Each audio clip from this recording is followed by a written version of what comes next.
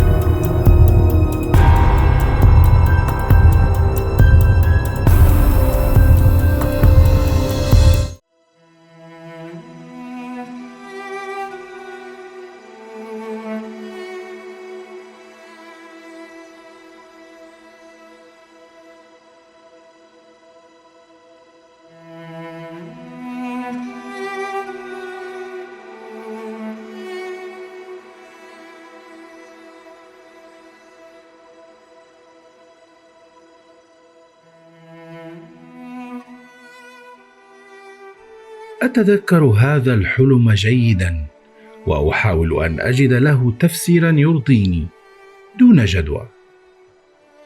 لست من المؤمنين بالأحلام ولا من المروجين لها، فأنا يا سيدي الفاضل رجل لا يؤمن بالخرافات ولا يضيع فيها وقته. فقط النساء وضعاف النفوس يجدون في أي حلم نحلمه أسرارا وحكايات وتفسيرات تكفي لتغيير حياتك كلها ولتنسف كل ما خططت من أجله لو لزم الأمر. لست ممن يثقلون في العشاء فينامون ليستيقظون صارخين مرددين أنه كان كابوسا، وأن هذا الكابوس علامة من السماء أتتني كي لا آخذ تلك الطائرة أو أتم تلك الصفقة أو أعود لذلك المطعم. الحلم بالنسبة لي هو مجرد حلم، نوع من أنواع الترفيه الذي نحصل عليه عند النوم، بل هو أشبه بعرض مسائي تشاهده بمفردك على فراشك كل ليلة، كأنك تدخل السينما على فراشك وبالمجان. لكن أن تخرج من السينما معلنا أن هذا الفيلم سيغير حياتك وإلى الأبد، فهذه هي الحماقة كما ينبغي لها أن تكون. لكن بعض الأحلام يستحق بعض الاهتمام برغم كل شيء. بعضها يستحق أن يروى، وبعضها لا تجرؤ على تذكره، وبعضها يتكرر بلا انقطاع كل ليلة. وهذه هي مشكلتي أنا. ليلة أمس كانت الليلة 11 التي يتكرر فيها ذات الحلم العجيب الذي حاولت البحث عن تفسير يرضيني له دون جدوى. أكرر، الليلة 11، أي أنني لا أبالغ ولا أخالف مبدئي حين أقول أن هذا الحلم عجيب حقا ويستحق بعض الاهتمام. لا أحد يحلم بالذات الحلم 11 مرة متوالية دون أن يشغل تفكيره ولو قليلا. بل إنك لو أردت رأيي يا سيدي الفاضل فاسمح لي أن أقول لا أحد يحلم بالحلم ذاته 11 مرة أساسا.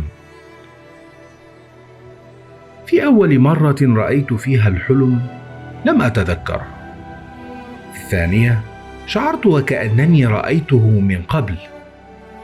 ثم وفي الثالثة، وعلى الرغم من نومي كنت موقنا من أنه ذات الحلم الذي حلمت به في الليلة الماضية. بعد هذا أصبح الأمر مملا إلى حد لا يوصف. أدخل لأنام لأرى ذات الحلم، والذي حتى لو كان ممتعا مثيرا فهو لا يستحق أن يتكرر كل هذه المرات.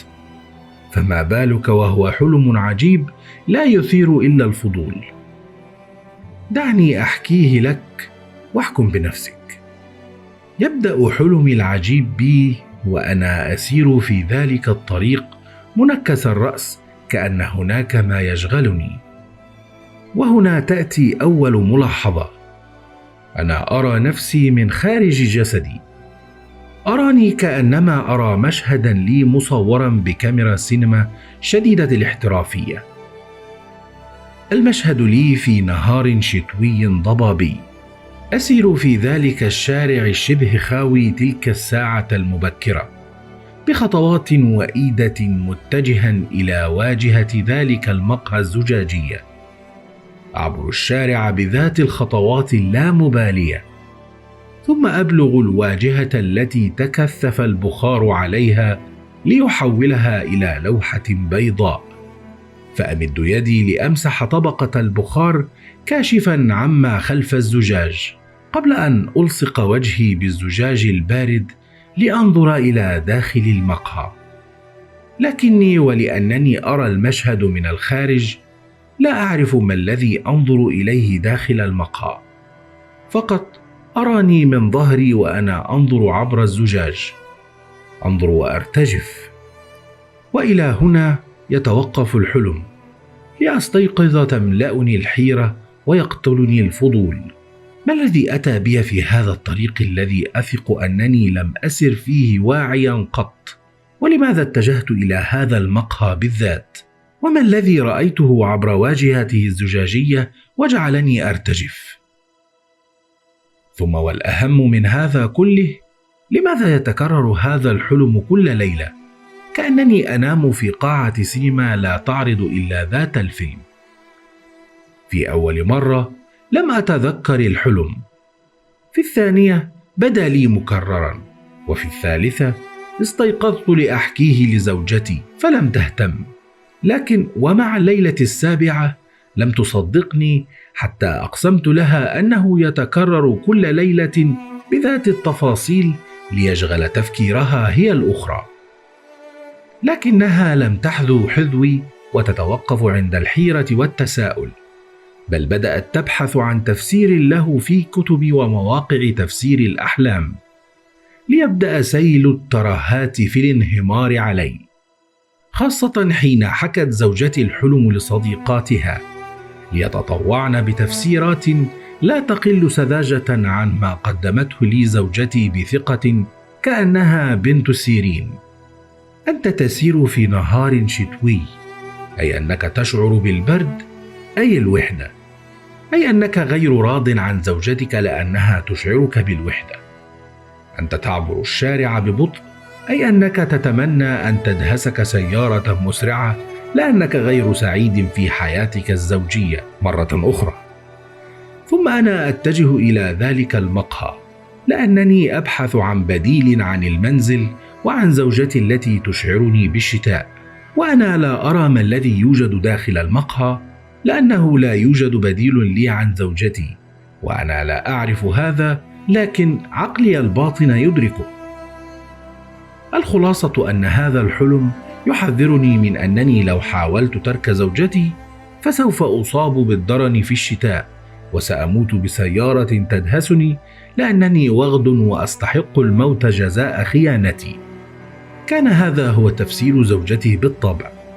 باقي التفسيرات تتلخص في أنني سأحصل على صفقة جديدة في عملي قريبا، أو سأمر بأزمة صحية خطيرة، أو سأرزق بابن، أو سأصاب بالعقم، أو سأعرف سرا مهما، أو سأصاب بالخبال لأجوب الطرقات ولأعيش مما سأحصل عليه من مسح واجهات مقاهي الزجاجية، وكلها تفسيرات لا بأس بها أبدا طالما مصدرها صديقات زوجتي العزيزة. وكل ما علي فعله في الفترة القادمة هو عدم أكل الثوم في العشاء والابتعاد عن المقاهي. هكذا قررت أن أنسى موضوع التفسير، وأن أتوقف عند نقطة التكرار لماذا يتكرر ذلك الحلم كل ليلة؟ ومتى سيتوقف؟ أو هل سيتوقف؟ لكنه استمر في زيارتي كل ليلة، حتى بات النوم في المساء بالنسبة لي مجهودا شاقا لا أطيق احتماله. تخيل أن تشاهد ذات الفيلم كل ليلة دون أن تفهم منه شيئا ودون أن تقدر على تغييره. تخيل أن تتحول لياليك إلى ذات الروتين مهما فعلت ومهما قاومت. أيوجد ما هو أسخف من هذا؟ ثم إنه يتوقف كل ليلة عند ذات النقطة، تاركا ذات السؤال معلقا في رأسي طيلة فترة استيقاظي: ما الذي أراه داخل المقهى ويجعلني أرتجف بهذه الصورة؟ سؤال قادر على التهام عقلك لو مررت بما أمر به، وهي رفاهية لا أملكها أنا للأسف. فهنا في البورصة حيث أعمل لا يمكن لأي شيء أن يشغل بالك إلا إذا كان له علاقة بالأسهم والأرقام، وإلا فهي نهايتك في هذا المجال وإلى الأبد. إنه قانون البورصة الراسخ. الخطأ الأول هو الخطأ الأخير. لن أشرح لك عملي بالضبط من باب الرحمة، لكن هل شاهدت أي بورصة في الواقع أو في التلفاز أو على شاشة السينما؟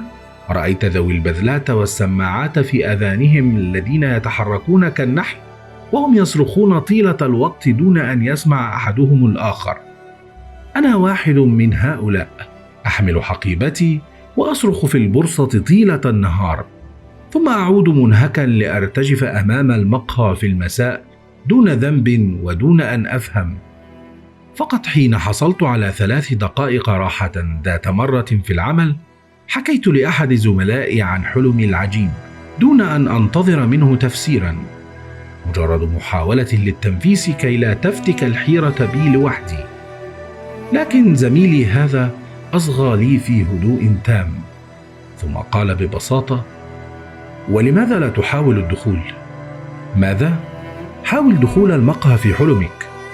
خوفك يوقظك كل مرة، لكن لو دخلت ستعرف إجابة سؤالك. جرب، لن تخسر شيئا. بالطبع لم يقنعني اقتراحه حينها، بل وجدته ينم عن حماقة لا حد لها. أولا، أنا لا أملك أي سيطرة على نفسي داخل الحلم، وإلا لما اتجهت إلى المقهى أصلا.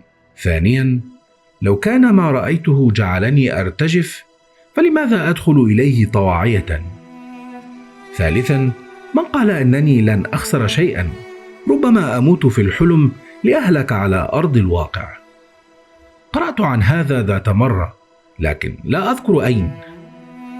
شيء عن عقلنا البشري الذي لا يجيد التمييز بين الواقع والخيال في ظروف ما، ليتوقف عن العمل لو اعتقد أن الجسد هلك مسببا الوفاة. هذا هو العقل البشري الذي لا نملك إلا الاعتماد عليه هنا في البورصة. بعد هذا يتساءل الكل: لماذا تنهار البورصة فجأة؟ المهم أنني قررت تجاهل اقتراحه تماما حتى أتى المساء. حينها قررت أن أجرب حظي. سأحاول دخول المقهى في حلمي، وليكن ما يكون.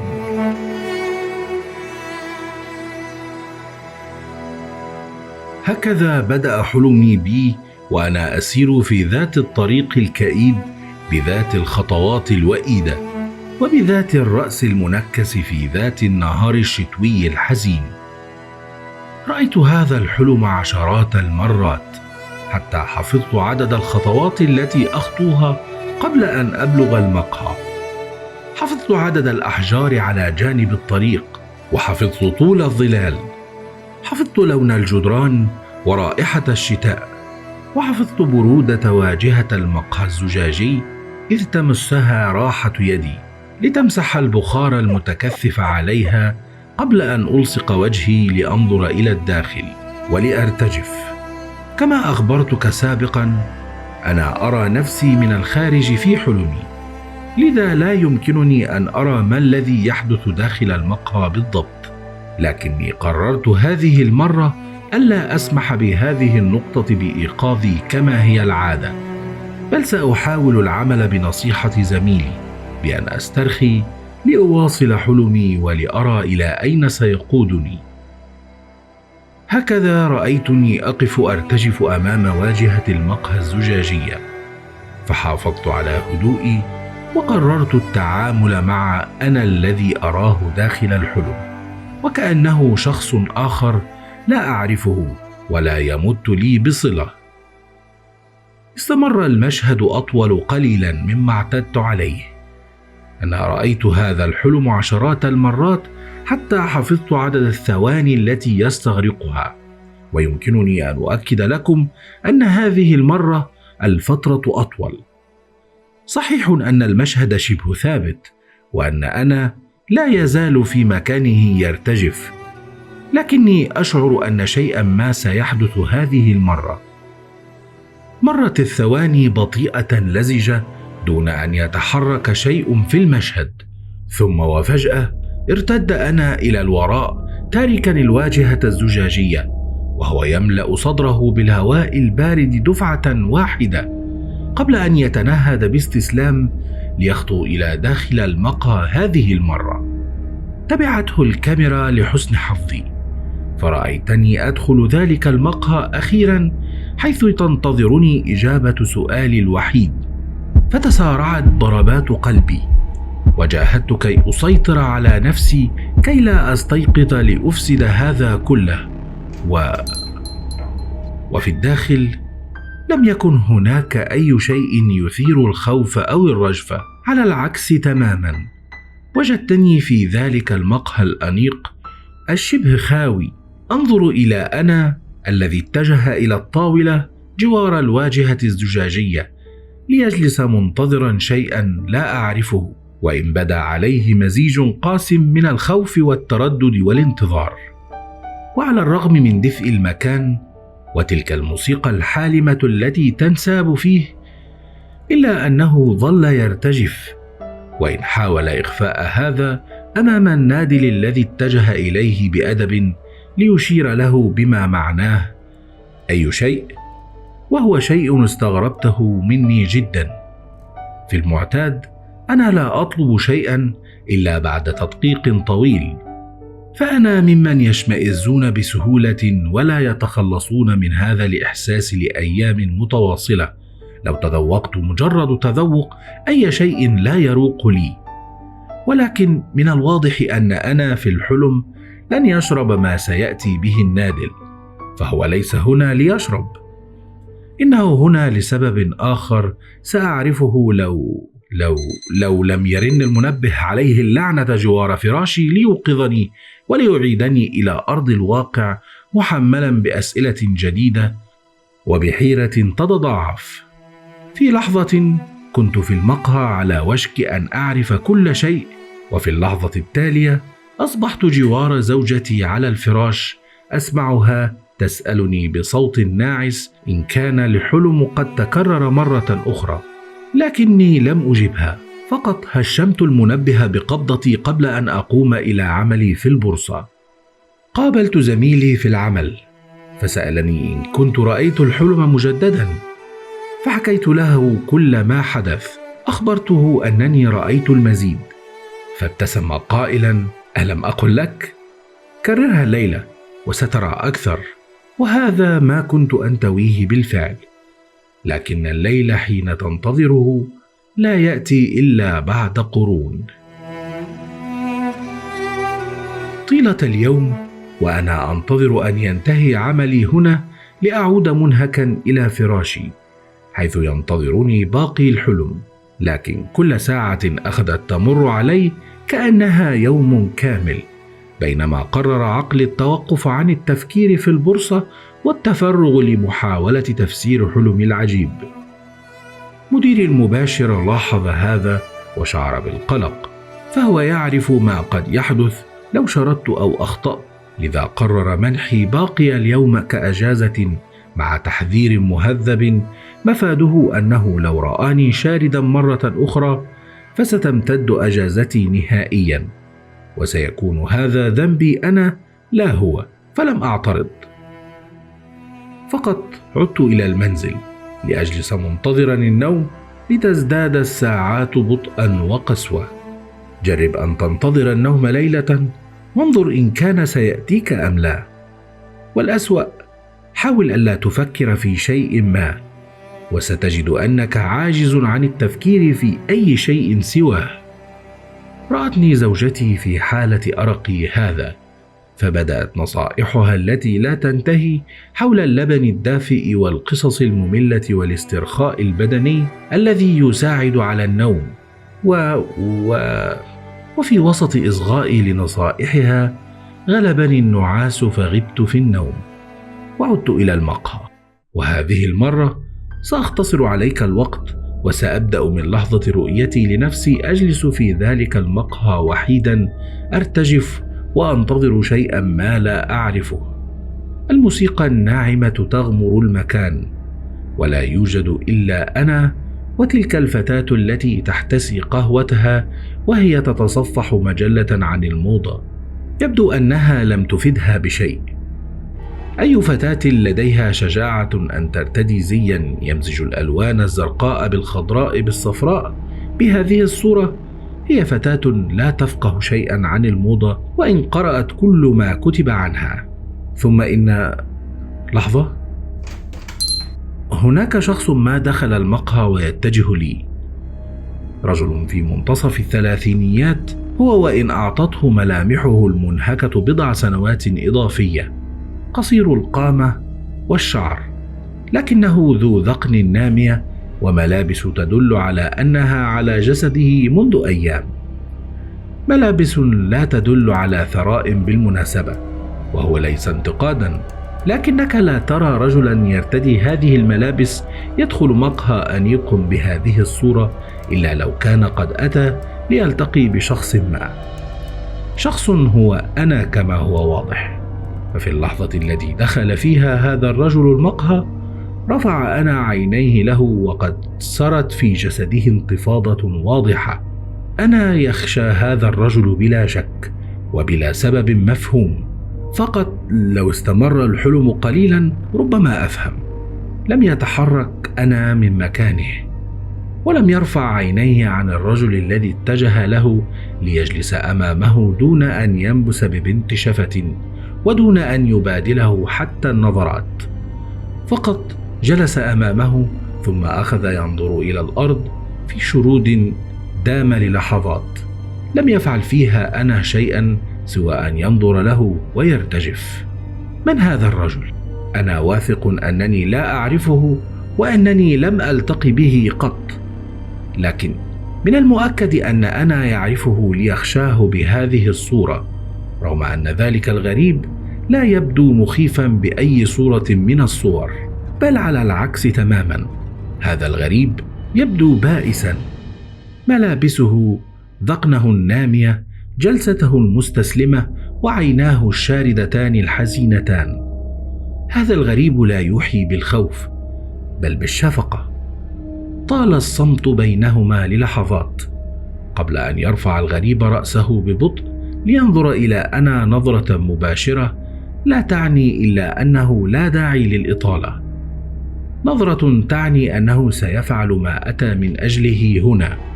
وببطء لا تخاذل فيه مد الغريب يده إلى جيب معطفه القديم ليخرج منه مسدسا صغيرا. رآه أنا فأغمض عينيه في قوة دون أن يحاول الهرب أو الصراخ، وبذات البطء سدد الغريب مسدسه وهمس: سامحني. ثم أطلق رصاصة واحدة اخترقت رأسي على الفور. لحظتها استيقظت صارخا كأنما اخترقت الرصاصة رأسي بالفعل. أخذت أصرخ بلا انقطاع، فأيقظ صراخي زوجتي التي هبت من نومها جواري لتبدأ في الصراخ هي الأخرى دون أن تفهم أو تسأل، كأنها تنافسني.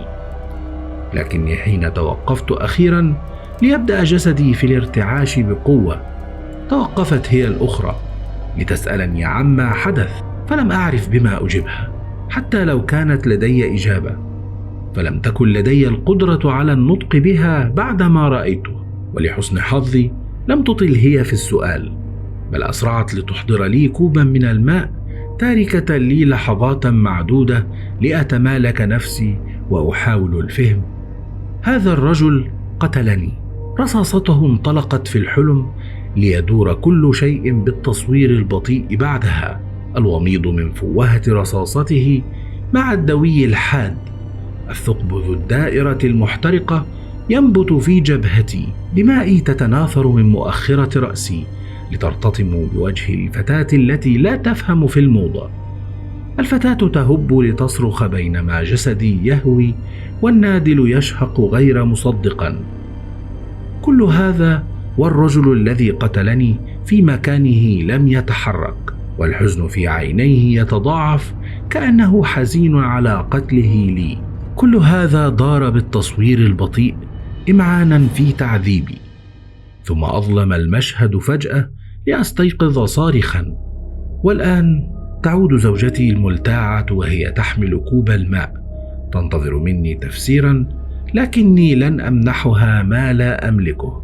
الشيء الوحيد الذي أعرفه أن ما رأيته ليس مجرد كابوس. ليس كذلك أبدا. بالطبع يمكنك أن تتخيل حالتي حين بدأت عملي في البورصة في ذات اليوم. كنت قد استيقظت صارخا في 3 بعد منتصف الليل، لكني لم أجرؤ على النوم مرة أخرى. لهذا قضيت ما تبقى من الليل جالسا بمفردي أمام التلفاز، أصغي لصوت عقارب الساعة وأرتجف محاولا طرد مشهد قتلي من رأسي دون جدوى. ثم وحين أشارت عقارب الساعة 8 ارتديت ملابسي وانطلقت لعملي، ورأسي لا يملأه إلا مشهد الرصاصة وهي تخترق رأسي. لم يدم يوم عملي طويلا لحسن الحظ، ففي تمام 10:15 انتحى بي مديري المباشر جانبا ليطلب مني تقديم استقالتي. لقد حذرني سابقا، وهو لا يمنح أحدا فرصة ثانية أبدا، لكني رجوته طويلا ثم حكيت له كل شيء ليهدأ وليقول: مقهى بهذه التفاصيل لا يمكن أن يكون مجرد حلم. أنت تعرف هذا المقهى جيدا، تعرفه وربما تكون قد نسيته. ابحث عنه فربما يقودك لشيء ما. ثم منحني أسبوعا لأتخلص من حلمي أو لأتقدم باستقالتي، أيهما أسهل، فلم أجرؤ على لومه. فقط قبل أن أرحل سألني كيف لم أمت على أرض الواقع على الرغم من أنني حلمت بموتي حتى النهاية. لم أجبه بالطبع، ولم يبدو عليه أنه ينتظر إجابة. وقد هززت كتفي فقال: هذا الحلم غير طبيعي بالمرة، تخلص منه أو ابحث عن عمل جديد. لكنني قررت التفرغ للبحث عن المقهى. صحيح أنه يوجد أكثر من 43,000 مقهى في القاهرة فحسب، لكن البحث بينهم أسهل بكثير من البحث عن عمل جديد، وأنت تعرف هذا جيدا. ثم أنني أبحث عن مقهى أنيق، مما يعني أنني سأستبعد 3/4 هذا الرقم، وبالتالي سيكفيني الأسبوع في العثور عليه لو كان هذا المقهى في القاهرة. لو لم يكن فهي نهاية عملي في البورصة. المشكلة أنك حين تخبر زوجتك أنك حصلت على إجازة من مديرك لتتفرغ للبحث عن مقهى تقتل داخله في أحلامك، فلا تتوقع منها إلا أن تجمع ثيابها لتتركك حتى تجده أو تجد زوجة تحتمل. وبالتالي أصبح مصير عملي وزواجي متوقفا على عثوري على هذا المقهى. دعك بالطبع من مصيري أنا شخصيا على أرض الواقع، فالحلم لم يتوقف عن زيارتي كل ليلة بذات التفاصيل اللعينة، والمسافة التي تفصلني عن الإصابة بالجنون تضيق طيلة الوقت. بالطبع لم يكن بإمكاني أن أبحث عن قاتل أحلامي، فأنا لا أعرفه على الإطلاق، وأثق أنني لم ألتقي به من قبل قط، أي أن كل الاحتمالات تدور في النهاية لتقود إلى ذات النتيجة. يجب أن أعثر على المقهى، يجب. كعادتي سأرحمك من كل التفاصيل التي لا داعي لها، وسأقفز بك إلى لحظة عثوري على المقهى. حدث هذا في اليوم الخامس بعد أن كدت أيأس، وبعد أن كاد كابوسي يفتك بي أكثر من مرة. أنا لم أعد أنام إلا لدقائق معدودة كل يوم، وأغلب هذه الدقائق تكون أثناء قيادتي. صحيح أن النوم أثناء القيادة خطر، لكن أن ترى رصاصة تخترق رأسك وأنت تقود سيارتك بسرعة في منحنيات الطريق أخطر. المهم أنني عثرت على المقهى أخيرا حين قررت أن أتوقف لأحصل على أي شيء يمضغ لآكله في اليوم الخامس، لأجدني أشعر بما يشعر به من يمرون بتجربة الديجافو. أنا كنت هنا من قبل، هذا الطريق أعرفه وسرت فيه مرارا حتى أصبحت أعرف عدد الخطوات التي تفصلني عن واجهة المقهى الزجاجية. وبعد أن خطوتها وجدتني أرمق المقهى الذي قتلت فيه في أحلامي عشرات المرات، لكني لم أشعر بالسعادة أو الخلاص، بل وجدتني وكما يحدث لي في أحلامي أرتجف. لم يكن المشهد كما يحدث بالضبط في أحلامي، فالشتاء اقترب لكنه لم يعلن عن نفسه صراحة بعد. ثم إن الساعة الآن تشير 6:30 مساء، بينما أحداث حلمي تدور بعد الفجر بقليل. لكني حين تمالكت نفسي لأدخل المقهى سمعت ذات الموسيقى الهادئة التي سمعتها في حلمي، فأيقنت أنني في المكان الصحيح، ووجدتني مطالبا بالإجابة على السؤال الوحيد المنطقي: ماذا بعد؟ ها قد عثرت على المقهى، والآن ما الذي علي فعله؟ سؤال أعترف أنني أحمق، لكني لم أفكر فيه قبل الآن، ولا أستطيع الحصول على إجابته بعقل لم ينم 3 ساعات كاملة في 5 أيام، وبجسد منهك من القيادة وقلة الطعام.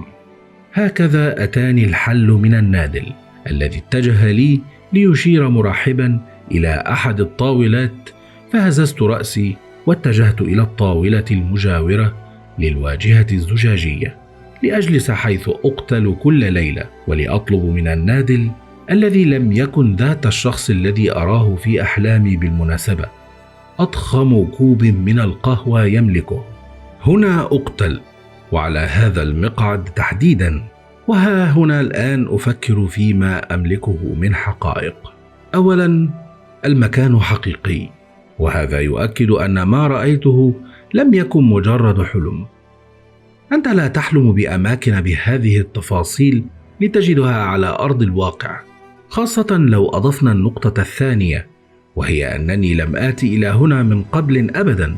لم أفقد ذاكرتي وأنا أعرف هذا عن نفسي، لهذا لا تتوقع أن يكون هذا كله جزء من ماضٍ خفي لي، إلا لو ظننت أنني كنت جاسوسا محترفا تعرضت لمحاولة اغتيال هنا لأفقد الذاكرة ولأعيش حياة مختلفة كموظف في البورصة. نظرية لا بأس بها، لكن ليست قصتنا للأسف. أتى النادل بالقهوة، فبدأت رائحتها الزكية في إنعاشي قليلا، وبدأت أفكاري تنتظم أكثر. ماذا لو كان هذا المكان مررت به قديما، أو حتى رأيت صورته في مجلة ما ونسيته، لكن عقلي الباطن احتفظ به ليستخدمه كمسرحا للأحداث في حلمي. تفسير منطقي ويقودنا للسؤال التالي: لماذا يعذبني عقلي الباطن بحلم عن مقتلي يتكرر كل ليلة؟ أنا لا أشعر بالذنب تجاه شيء ما لأعاقب نفسي في أحلامي. ثم لو كان هذا المقهى حقيقيا كما رأيته في حلمي، فهل الرجل الذي يقتلني برصاصته حقيقي؟ هل رأيته هو أيضا في مكان ما ونسيته؟ ثم والأهم من هذا كله، هل سيؤثر عثوري على المقهى على حلمي؟ هل سيتوقف هذا كله أخيرا ليتحول كابوسي إلى مجرد تساؤلات سأنساها مع مرور الزمن؟ أم سيكون علي أن أحيا كبائس يحلم بموته كل ليلة؟ يومها لم أعثر على إجابة واحدة مرضية، لكن وبينما أنا غارق في حيرتي، فوجئت بذلك الرجل يقف أمامي مباشرة وهو يقول بصوت سمعته من قبل: أنت من أقتله كل ليلة في أحلامي، أليس كذلك؟ هكذا وجدتني أجلس أمام قاتلي الذي ابتسم لي قبل أن يقول: وأنا الذي كنت أظنه مجرد حلم، أتسمح لي بالجلوس؟ ودون أن ينتظر ردي جلس على المقعد المواجه لي، ثم أشار للنادل وإلى كوب القهوة أمامي فيما معناه أنه سيشرب ما أشربه، وهو يؤكد: بالمناسبة ستدفع أنت ثمن قهوتي، أنا لن أتحمل أسعار مكان كهذا. ثم استرخى أكثر في جلسته وأشار لي بابتسامته الهادئة ليقول: تبدو كما أراك في حلمي خائفا. قالها وهو محق ليدفع بالغضب في عروقي، فاستجمعت نفسي لأنتزع نفسي من صدمتي ولأسأل: من أنت؟ لكني كنت أعرف من هو. إنه قاتل أحلامي الذي ينسف رأسي برصاصته كل ليلة. إنه هو ولا شك لدي في هذا. بهدوء أجابني: سأخبرك حين تخبرني أنت أولا. لقد بحثت عنك طويلا يا رجل، عنك وعن هذا المكان. لو لم أجدك لظننت أنني جننت بعد كل هذه الليالي التي حلمت فيها بأنني أقتلك. على الأقل أنت القاتل في أحلامك. معنى هذا أنك ترى ذات الحلم. منطقي. لابد أن هذا ما أتى بك إلى هنا. حين رأيتك أدركت أنك لست هنا باختيارك. أنت مثلي تبحث عن تفسير لهذا كله. قالها فأتى النادل بقهوته وابتعد ليقبض قاتلي على كوبه براحتيه ليستمد منه الدفء، قبل أن يقول: أعتقد أن الحل الذي نملكه هو أن نساعد بعضنا البعض. موافق. كيف؟ لنحاول إجابة بعض الأسئلة. أنا أحلم أنني أقتلك كل ليلة، وأنت تعاني من ذات الحلم ومن تكراره. المشكلة الآن أنه لم يعد بمجرد حلم. المقهى حقيقي، وها أنا أجلس فيه أمامك، لكن هذا لا يجيب على أول سؤال يشغلني: هل التقينا من قبل؟ أعني أشعر أنني لا أعرفك على الإطلاق. فأجبته وقد سرني أن أجد من يعاني مثلي.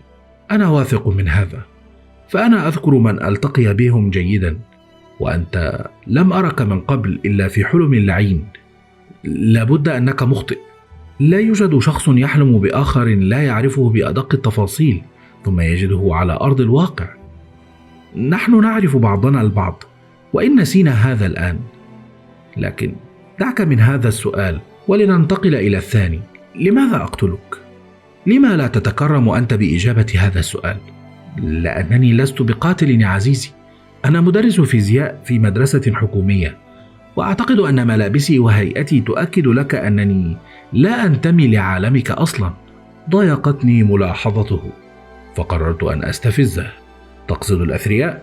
فلنقل عالم من يستطيعون دخول مقهى كهذا دون أن يصابوا بالقلق من أسعاره. المهم أنه لولا حلمنا المشترك لما التقينا من الأساس، فما بالك بقتلك؟ أخبرني بشيء واحد قد يدفعني لقتل شخص مثلك. لكني لم أملك الإجابة. إنه محق فيما يقول.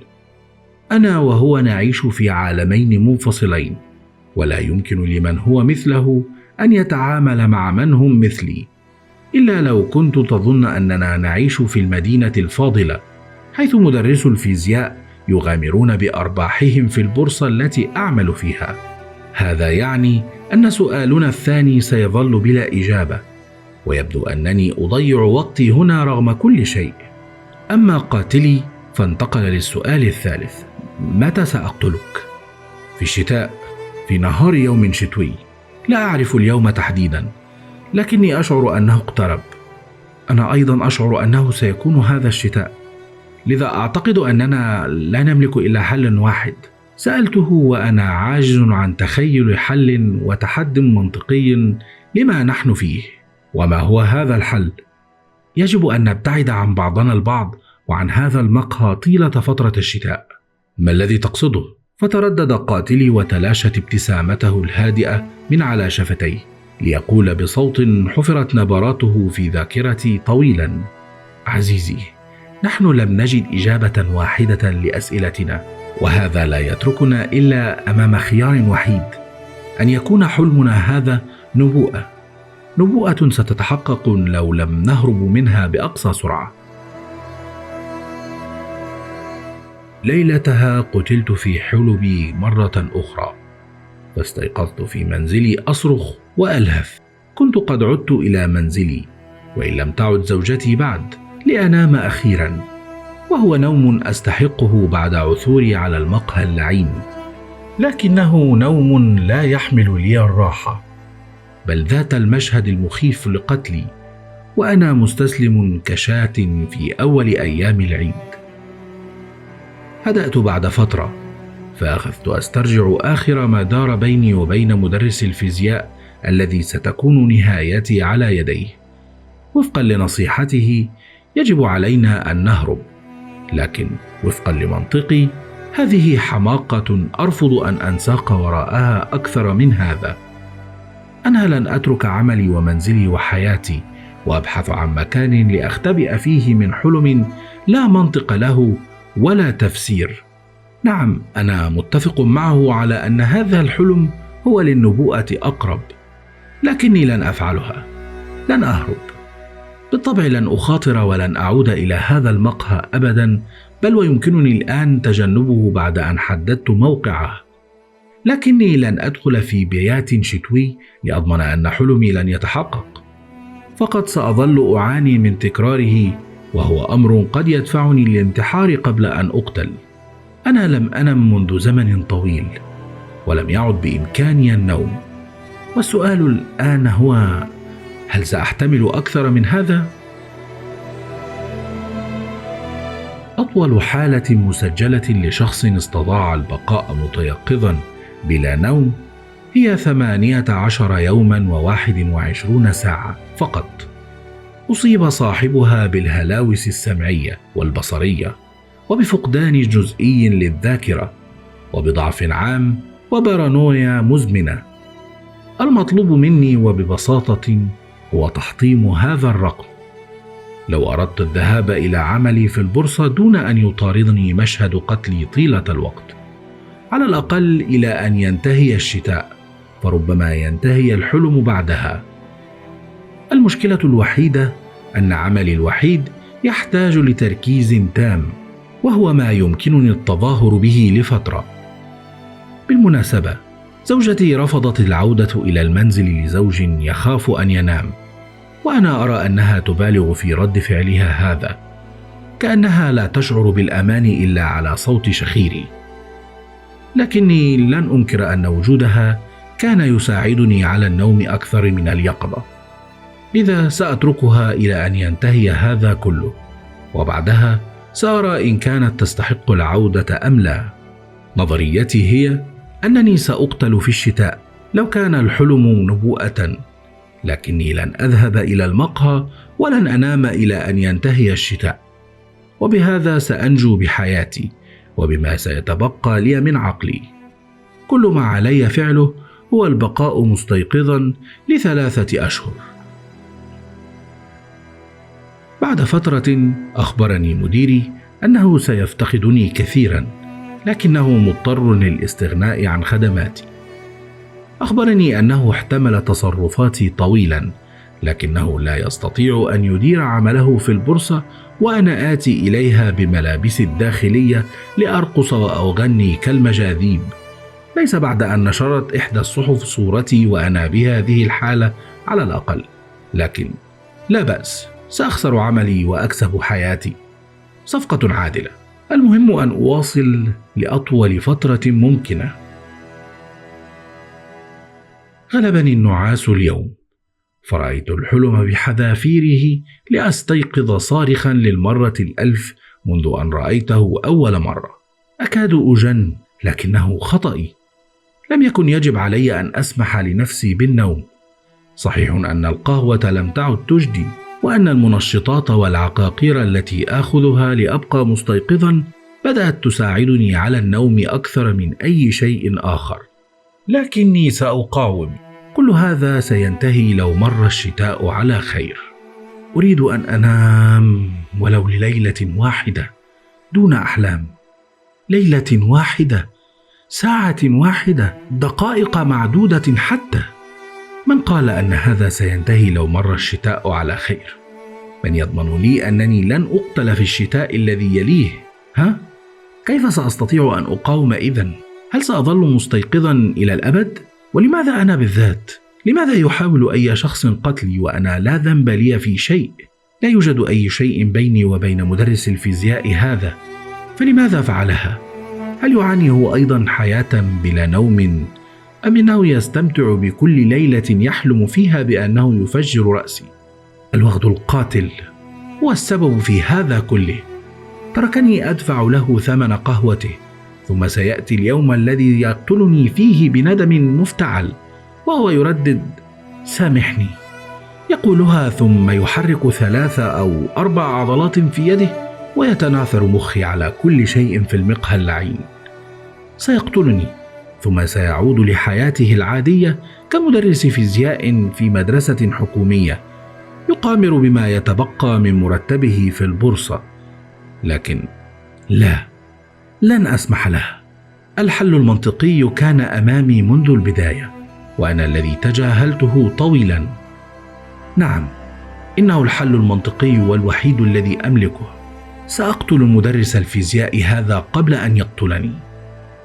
إليك كل ما تحتاج إليه لتقتل مدرس فيزياء يعمل في مدرسة حكومية: سكين حاد، فالمسدس يعني ضوضاء تجذب الأعين. أداة فتح أبواب، وهي أداة يمكنك الحصول عليها لو قضيت بعض الوقت في مقاهي هي النقيض التام للمقهى الذي سأقتل فيه. هناك ستجد خبراء في فتح الأبواب المغلقة. وأخيرا قفازات طبية يمكنك الحصول عليها من أي صيدلية لو كنت تريد الاحتفاظ ببصماتك لنفسك. بعد هذا تأتي الخطة، وكلما كانت بسيطة أقرب للسذاجة كلما كانت أفضل. التحذلق يفسد أي عملية قتل، وكل محاولة لتنفيذ الجريمة الكاملة تبوء بالفشل، لأن من يحاول تنفيذها متحذلقون اعتقدوا أنهم أذكى من أن يلجأوا لخطط ساذجة لينفذوا جريمتهم. أما أنا وبعد أسابيع من عدم النوم فلا أملك حتى القدرة على التخطيط لجريمة متحذلقة تودي بي إلى حبل المشنقة. كنت قد عرفت اسم مدرس الفيزياء حين التقيته، وكان هذا يكفيني لأعرف المدرسة التي يعمل بها. فلا تنسى أن عدد المدارس في بلادنا أقل بكثير من عدد المقاهي. بعد أن حددت موقع مدرسته بدأت في مراقبتها حتى رأيته يخرج منها، فتبعته دون أن يشعر إلى أن عرفت أين يعيش ليقودني إلى ذلك الحي الفقير الذي يليق بمدرس فيزياء يعمل في مدرسة حكومية. لكني كنت حسن الحظ، فلم أجده يعيش في واحدة من تلك الأحياء الصاخبة التي يملأها المارة ليل نهار، بل كان المبنى الذي يعيش فيه للانعزال أقرب، وحتى حارسها العجوز كان من النوع الذي ينام بعد صلاة العشاء تاركا بضمير مرتاح البناية عرضة للصوص والقتلة والمغتصبين. هكذا انتظرت أمام البناية في الليلة التي قررت أن أتخلص فيها من كابوسي، إلى أن ساد الظلام والصمت لأغادر سيارتي حاملا كل ما يلزمني لأقتل قاتلي. وبالطبع كنت أرتجف طيلة الوقت. لا، لم يكن ترددا، فأنا واثق من أنني لا أملك حلا بديلا، لكني كنت أخشى انكشاف أمري لينتهي بي الأمر في السجن دون أن أقتله. حينها سيرافقني حلمي في سنوات سجني إلى أن أجن أو أهلك. على الأقل يجب أن أقتله قبل أن أسجن، وليحدث بعدها ما يحدث. دخلت البناية فلم أسمع إلا شخير حارسها العجوز لأواصل طريقي إلى الدرج الذي تراكمت عليه الأتربة والقاذورات، ومع كل خطوة كنت أخطوها كانت خفقات قلبي تدوي في رأسي بصورة خشيت معها أن توقظ كل من ينامون الآن في البناية. وفي الطابق الثالث وقفت أمام باب شقته الذي حمل اسمه، فأخذت ألهث لفرط الانفعال واللهفة. خلف هذا الباب ينام قاتلي الآن، يحلم بأنه يفجر رأسي بلا رحمة، ولا بد أن هذا يمتعه إلى أقصى حد. تخيل أن تكون مدرس فيزياء فقير يعيش في بناية كهذه، ولديك الفرصة لقتل ثري مثلي مقارنة به على الأقل كل ليلة. لا بد أن هذا سيمنحك متعة لا توصف، لكن لا بأس، لينام وليحلم وليقتلني للمرة الأخيرة. فهذه الليلة سأقتله أنا وأضع حدا لهذا كله.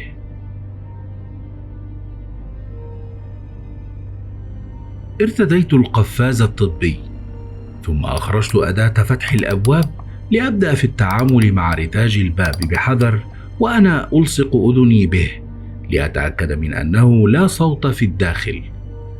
سيتم كل شيء بسرعة. سأدخل، أتسلل غرفة نومه، أغرس السكين في صدره، ثم سأفر لأنعم بحياة سعيدة هانئة بلا أحلام. لكن مهلا، ماذا لو كانت زوجته ترقد بجواره؟ ماذا لو شعرت بي؟ ماذا لو رأتني أغرس سكيني في قلب زوجها؟ تخيل ردة فعلها حينها. مرة أخرى الحلول البسيطة هي التي تجدي. لو شعرت بي سأقتلها هي الأخرى.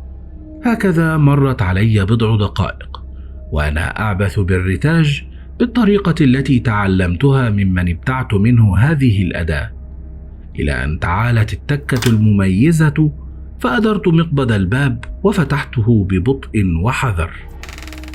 في الداخل كان الظلام في انتظاري يبادلني النظرات، وكانت هناك تلك الرائحة التي تميز بيوت الفقراء عن سواها، رائحة مزيج عجيب من رائحة الثوم ومساحيق الغسيل والغبار والتعاسة.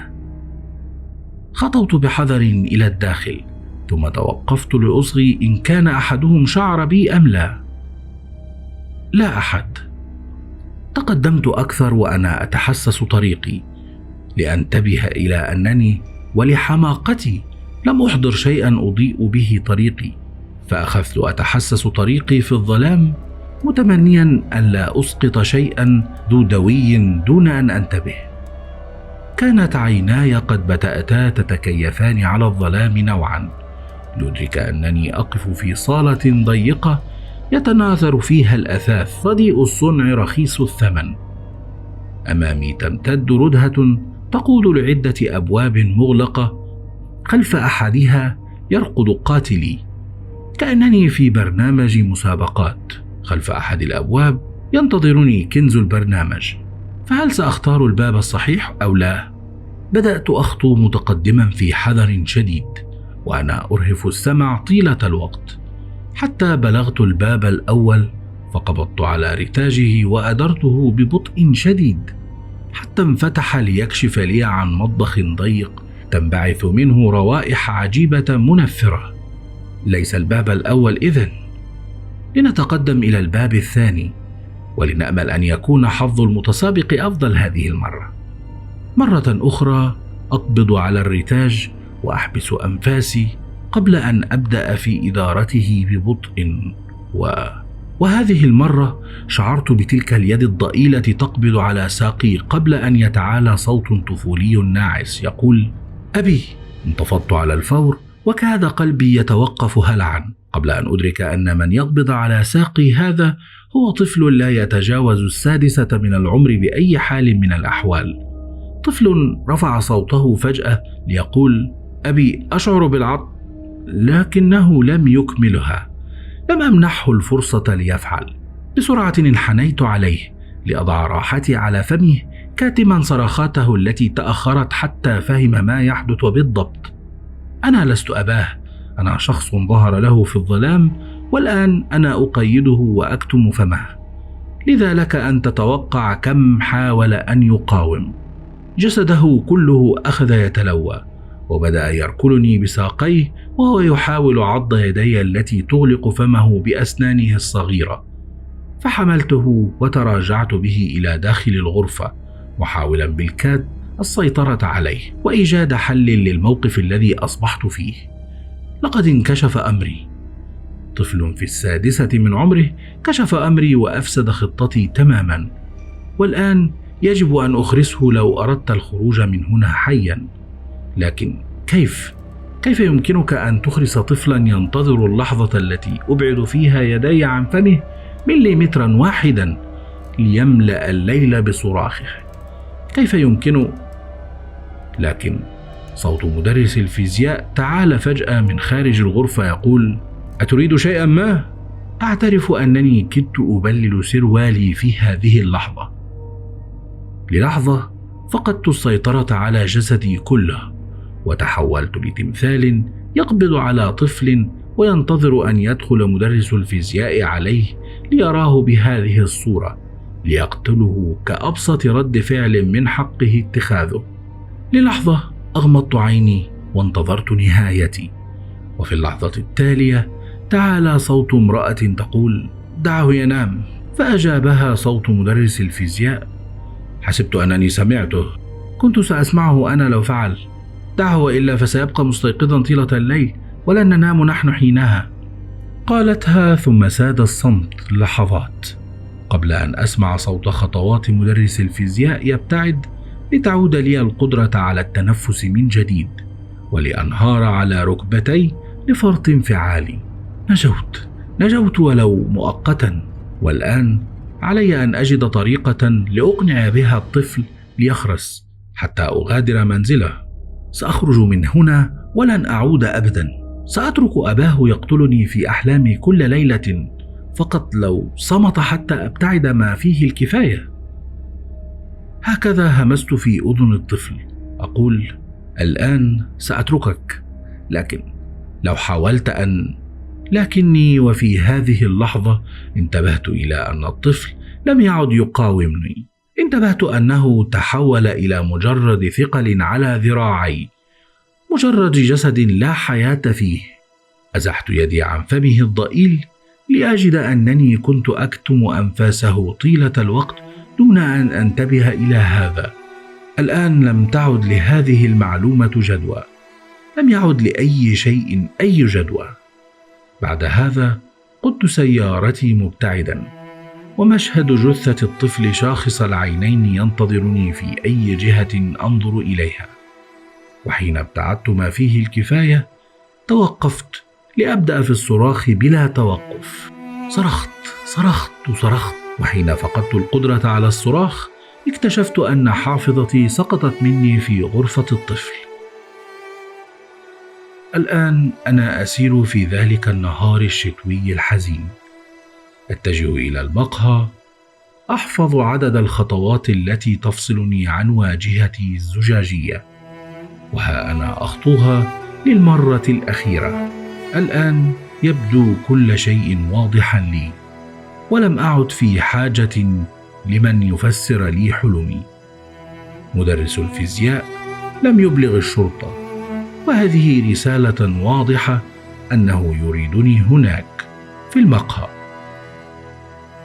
أبلغ الواجهة الزجاجية فأقف أمامها وأنا أتذكر كيف بدأ هذا كله. كل ما كان علي فعله هو الابتعاد عن المقهى، أنظر عبر الواجهة الزجاجية وأرتجف رغما عني، لكنه ليس في الداخل، لم يأتي بعد. بالطبع أتنهد ثم أدخل ثم أجلس ثم ألوح للنادل ثم أنتظر. خلفي تجلس تلك الفتاة التي لا تفقه في الموضة، فأعرف أنه اليوم الموعود وأحاول أن أتوقف عن الارتجاف. كل ما كان علي فعله هو الهرب. الآن يظهر مدرس الفيزياء بثيابه الرثة وبتلك النظرة الحزينة في عينيه، نظرة من فقد ابنه وعليه أن يقتل قاتله ليتمكن من النوم حتى لو انتهى به الأمر في السجن. يجلس أمامي ثم تشرد عيناه الحزينتان بينما أرمقه أنا وأرتجف. إنه يعرف أنه لم يكن ذنبي، يعرف أنه الحلم اللعين الذي دمر حياتي وحياته.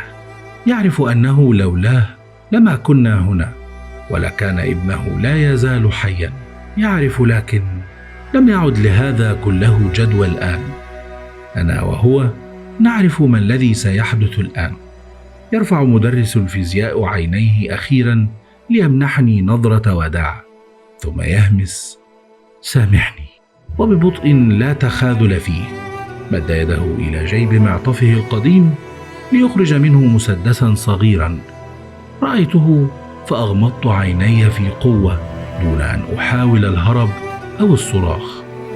حولي تنبعث الموسيقى الحالمة، فلا أسمع سواها حتى لحظة النهاية. على الأقل حيث أذهب لن تكون هناك أحلام، ولن يكون هناك مقهى.